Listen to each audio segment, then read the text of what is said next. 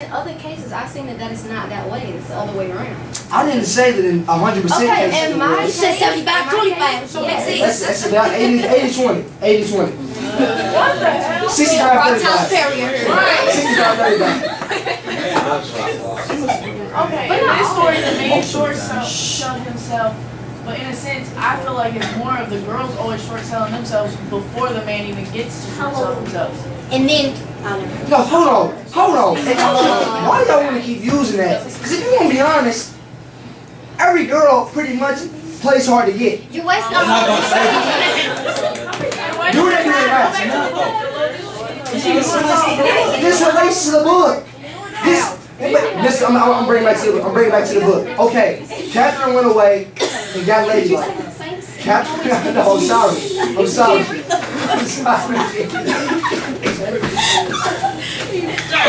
Lord Jesus, Lord. Catherine went away and became ladylike. She got back. Heathcliff was thinking that she wasn't interested in him no more. So Heathcliff thought that she was playing hard to get. That is my point. I mean, did you say the other way around? No other questions. Move on to a new topic, please. Yeah, I got one. Thank you. Back Thank when Lockwood had that dream about little Kathy, what do you think he was thinking of as he was going through the whole dream? you lost me.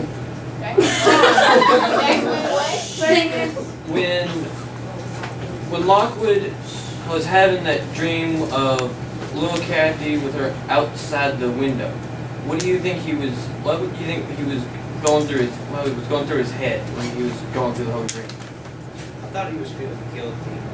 It's sort of like his unconscious mind catching up with him, because he wasn't supposed to even be up there in the first place, and he was going through like all those books and names and stuff. I guess the dream, he must have been feeling guilty, and all those feelings just manifest into the dream itself.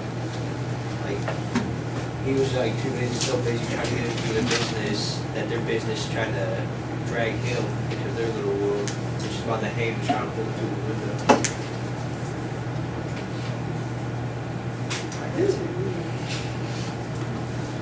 What chapter you on? The end of the book? I mean, no. Josh is going around this every summer. I'm talking about him. I can add another one on to that one I got if you it. want. This is good.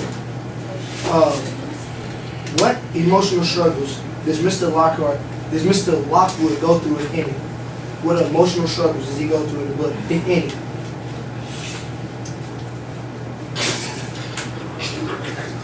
Oh my God. New question. Oh, you know what? I got one. You got one? Yeah, like, he does go through an emotional struggle with the people who live at Wuthering Heights, because, you know, like, remember when the winter storm happened in the book, and he wanted a guide just to find his way back on the road, and there was like, oh yeah, the guy, we have, you know, not, What? we have to walk over. Like, they try to tell him, like, we don't have a guide for you. I mean, I don't know if they did or not, but they just said, we don't have a guide for you. rejection. Yeah. Like, well, can one of the worker children work you out here? Or walk me back down? He's like, no, we don't have any worker children. So, like, they just kind of, like, pushed him off. And he needs to make a good impression on them, but they're just making it difficult.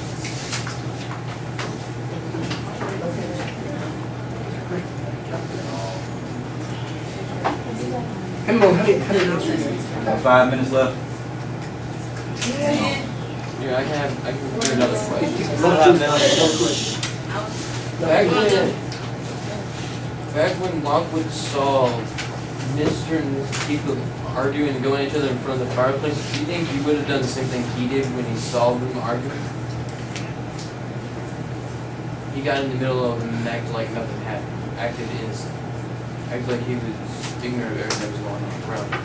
I think that's him just trying to keep up appearance. He ain't trying to be, like, nosy right in front of them where everyone could just say, well, it's really none of your business. Because that just hurt his image. I guess he was trying to play peacemaker. I mean, it's a good thing because it's not healthy to argue. It's not healthy to argue in a relationship at all. I don't know. I'm done. Forget it. I ain't. Look, I'm done. I'm done. Oh man, this must be my worst circle. This is my Where's the sun? This is the worst circle ever. I got a question. I mean, somebody sauce it up with us. No, it's okay. Can a desire drive us to do unexpected things? Oh, it kind of depends on the desire. If it's something you really desire, sometimes you're more than willing to do whatever it takes to get to it. But then other times, if it's something that you don't really desire a whole lot, but you still desire it, you'll do something for it, but it would more or less depend on what it is. But otherwise, sometimes you'll do anything for it. Like in the book when Heathcliff, like, I remember there was someone's baby, like he wanted revenge so bad that he kind of wished the baby get hurt. Mm-hmm. Like, just desires, like, he was so strong, he actually wished the baby got hurt.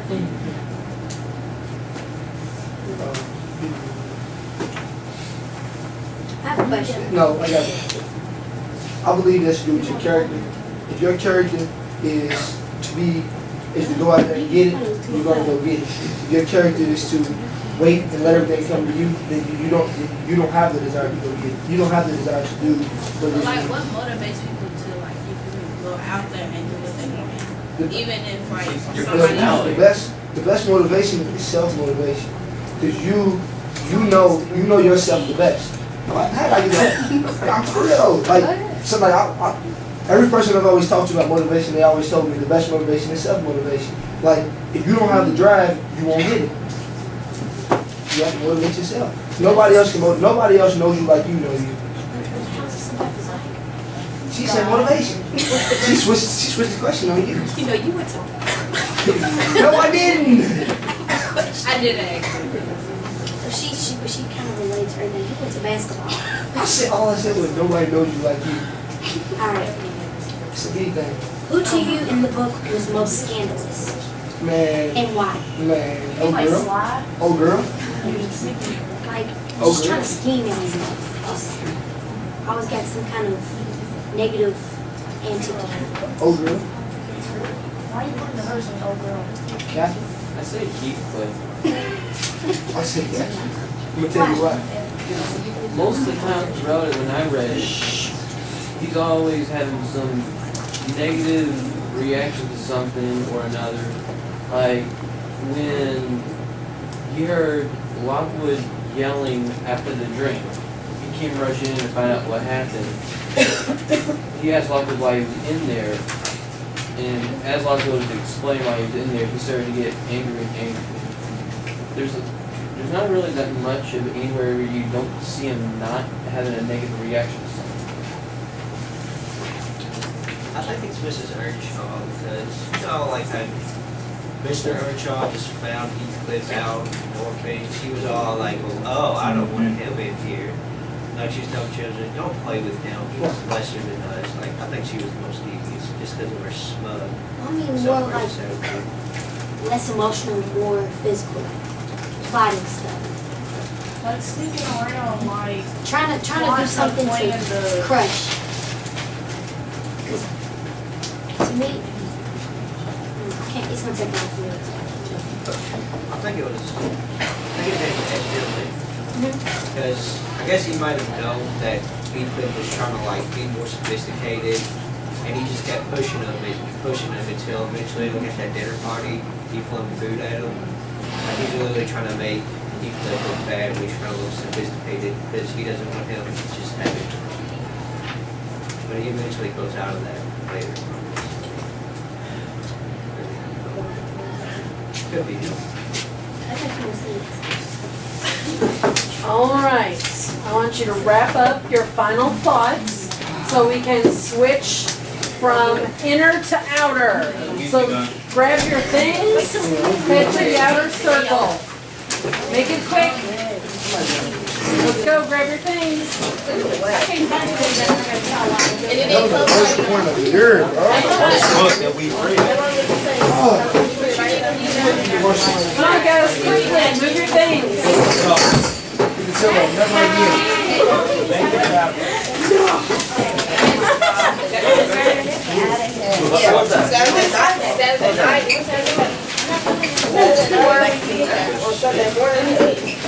Kelly,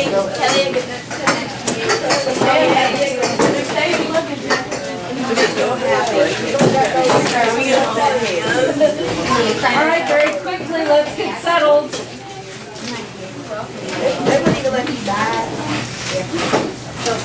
Chelsea, right here in the corner. You'll turn it in with your record sheet. All right, very quickly, let's get settled.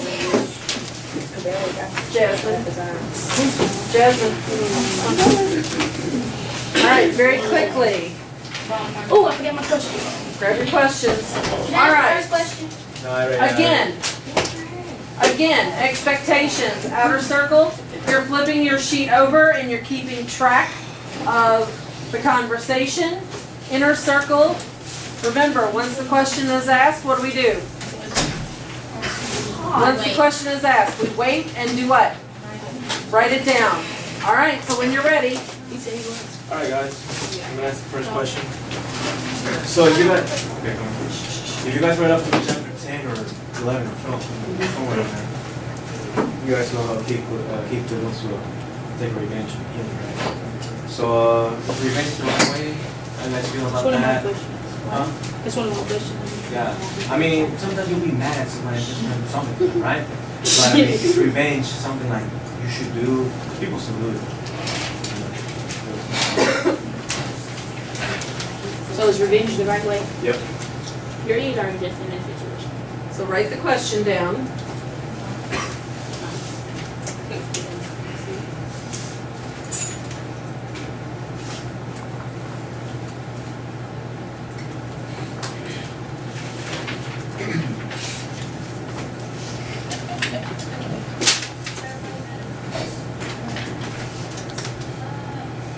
I don't think it's the right thing to do because you don't want to see them. You gotta talk nice and loud. She says you don't want to sink down to their level. I don't think revenge is the right thing, but I'm not gonna lie. Sometimes I do seek revenge, and like I feel that like Heathcliff, I feel like he kind of had a right to the way he was treated. From very childhood, he was just treated terribly. Up until adulthood, he still got treated badly, and he was still hurt so bad emotionally by everyone. Like when he was younger, he first came to the house as a little orphan, so he was already considered low class. But then Earnshaw, the man who brought him to the house, he put him at a high level. He considered him one of his sons, so he was up at the class with the rest of them. But then once Mr. Earnshaw dies, he's treated badly again. His level, his class is then changed again. And once Earnshaw dies, Joseph and Henley take care of Heathcliff, and they changed his social class again back to like servant level. So he's no longer like a family member. He's no longer of the high class. He's hated, and he's the servant. And he loses his childhood basically because he's forced to work the fields in the house like all the other servants.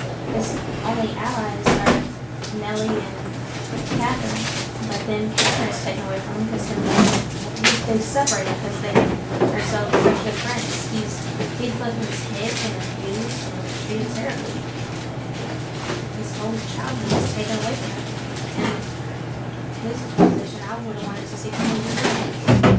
I understand what you're saying, like when you've been treated badly, you've been put down, yeah, you want to get revenge, you want somebody to hurt because you've hurt. But I kind of agree more with Katie, that you don't want to sink to their level. I mean, life is not always going to be a bed of roses. You're not always going to get what you want. You're not always going to get into the college you applied to or get the scholarship you wanted. Sometimes you're going to have to put on your big girl panties and move on. And I feel like if Heathcliff would have said, you know, I really love Catherine, but I feel like she made a mistake when she married Edgar, and that she would have been better off with me, even though she probably wouldn't have been rich, that she'd be better. I think he would have saved a lot of people from suffering. He would have, I I don't know. But it's not that easy. Like, it's almost like second nature. If somebody